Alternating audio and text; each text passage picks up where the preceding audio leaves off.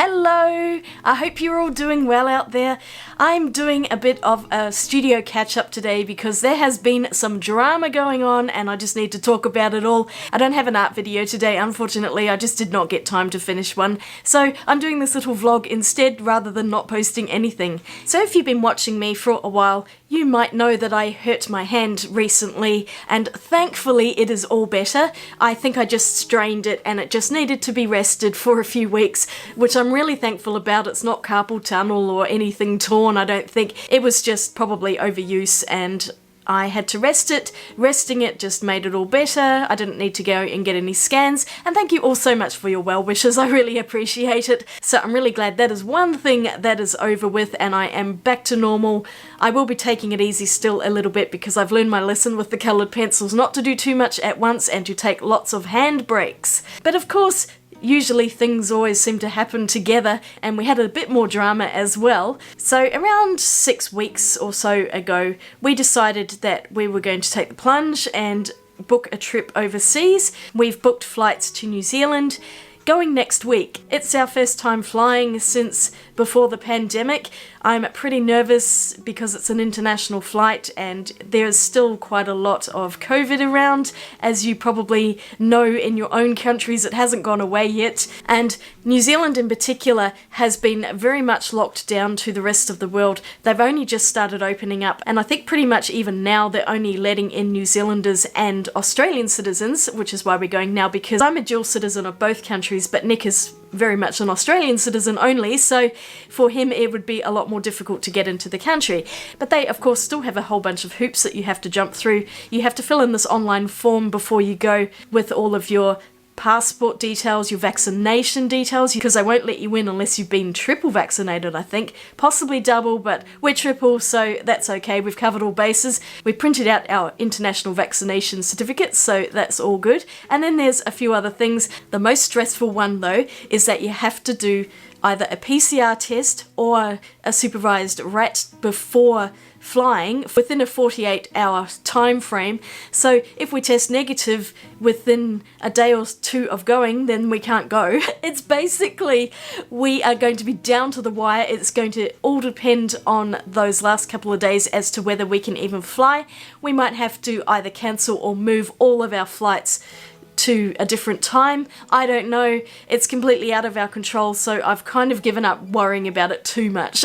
We're flying with Qantas and I'm pretty sure they have a policy that you can move your flights, so we'll just go another time if we have to. But I have my fingers crossed that we can go.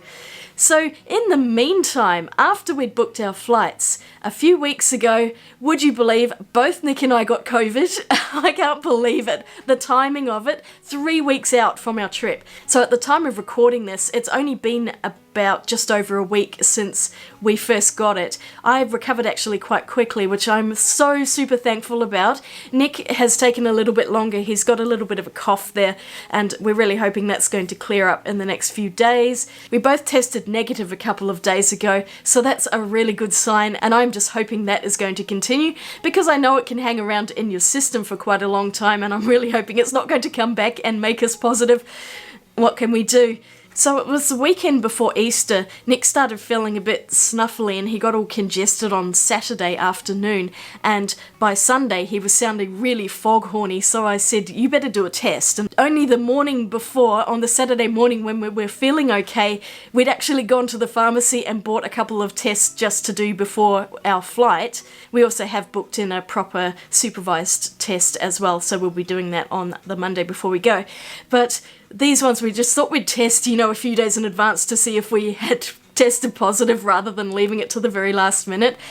So we used those tests, and when Nick did the nasal swab and put it on the little test, as soon as the liquid had reached up to the control line, it turned positive almost immediately. The line that turned up was so strongly positive, there was no questioning the fact that he had it. So with the rules at the time, which have actually been scrapped since, of course, close contacts like myself also have to isolate.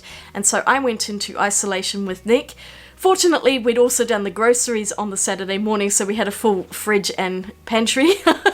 I'm very glad about that because you can't even leave to do that. And there's a form you can fill out online to say you've got a positive test, and then they send a text back saying that you have to stay in isolation for 7 days. They said that he was in isolation until the following Sunday, which was Easter Sunday. Then, of course, during the day on Sunday, I started to feel a bit yucky because my Sunday morning test was completely negative, but by the afternoon I could feel it in my nose and coming down here, and I thought, oh dear. So come Monday morning I wasn't feeling any better. I took a test and of course a faint positive line started to show up.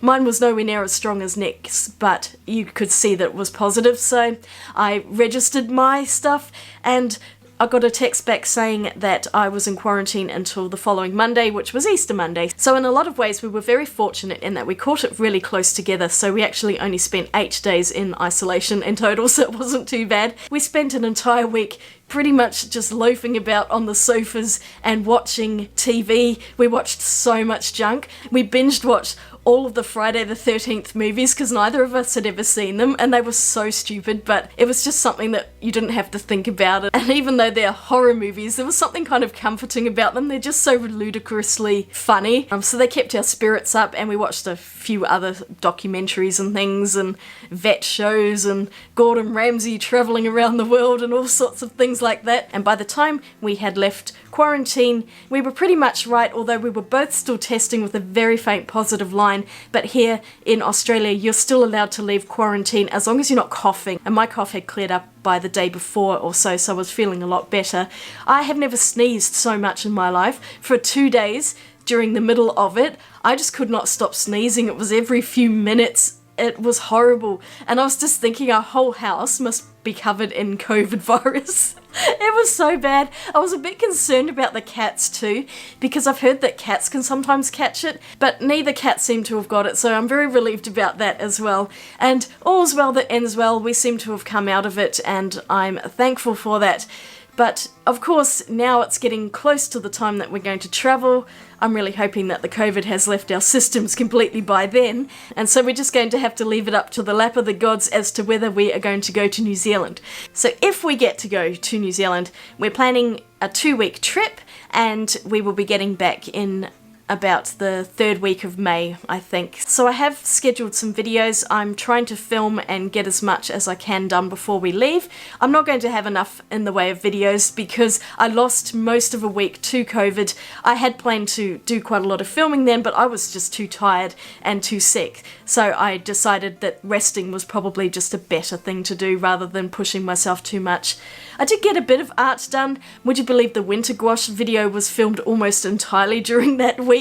And I had to do the voiceover right at the end of it, so my voice does sound a little bit hoarse, and also I was coughing every 5 minutes. It was so annoying. I was doing some voiceover, cough, cough, cough, have a drink of water, more voiceover, cough, cough, cough. Oh, it was such a nightmare, but I got it done and I'm so happy that video was up.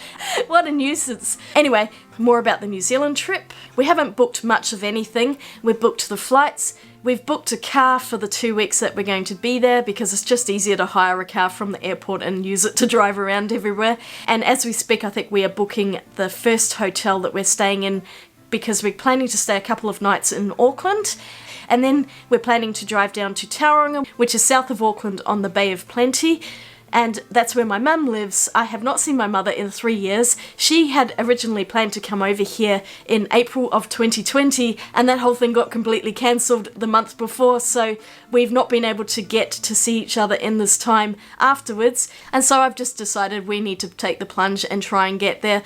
So really hoping I get to see my mum and my stepdad. Fingers crossed for that. We'll spend a few days with them, and then we are probably also going to do a bit of a road trip of the North Island of New Zealand and try to get down as far as Wellington, which is right at the bottom of the North Island, and then come back up and fly out of Auckland at the end. So kind of a round trip.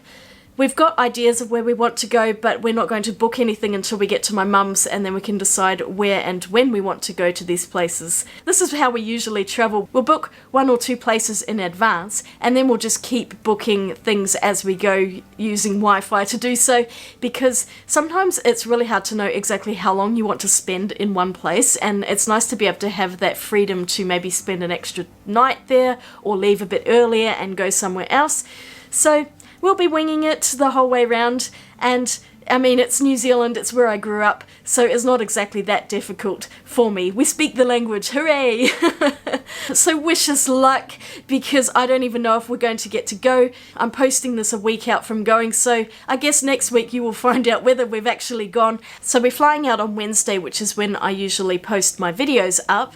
It'll be Tuesday in the Northern Hemisphere, but I'm not going to post a video because I won't be able to answer comments for a long time, and I just don't really want to have to be thinking about it. So if we get to go, I'll hopefully put up a community post as to what is happening, if we're still in Melbourne and haven't gone anywhere, or if we are about to embark on our journey, and then I will keep you posted as we travel around New Zealand. I'm probably going to keep my weekend videos scheduled, so I do have some content filmed for you while I'm away. I will be taking my small camera to film some footage while we're away, but I have no intention of lugging my huge microphone, so I'm not going to be doing any voiceovers until we get back. New Zealand, at least, is only about a 4-hour flight from Melbourne, so it's not too big of a deal if we get turned around at the other end and have to come back. There's so many things that can happen, because even in Auckland, I think we have to take 2 rats on day 1 and 5 as well. So much drama. The really great thing is that only last week, Australia has ditched needing to take a PCR test coming back into the country. Yay! We only have to do tests going out and not coming back. Woohoo! So that is one good thing, and we don't have to quarantine anywhere. At least we better not. Oh my gosh, I hope we don't get stuck somewhere. That is going to be so bad. Oh my gosh, it's so dramatic. All these things that have been happening lately. Normally I don't really talk about my medical maladies, but I couldn't avoid using my hand. I had to show it in the brace. And of course COVID just came out of nowhere, and somehow I managed to fit videos in around it, but I am just completely out of videos and I've had to start again from scratch. So of course May is going to be a bit of a mess, and I'm not going to have anywhere near the amount of videos I normally do. If I can get 1 video a week, I'll be happy. Thanks so much for watching. I really appreciate all of your support and your comments. You have been all so lovely, and I will be keeping you updated as much as possible on what we're doing, and fingers crossed we get there and back in one piece without being stuck somewhere. So take care out there, and I will see you all really soon in my next video. I do have one coming up for this weekend, and after that we shall see what I can get organised. Have a fantastic day. I'll swatch you later. Bye!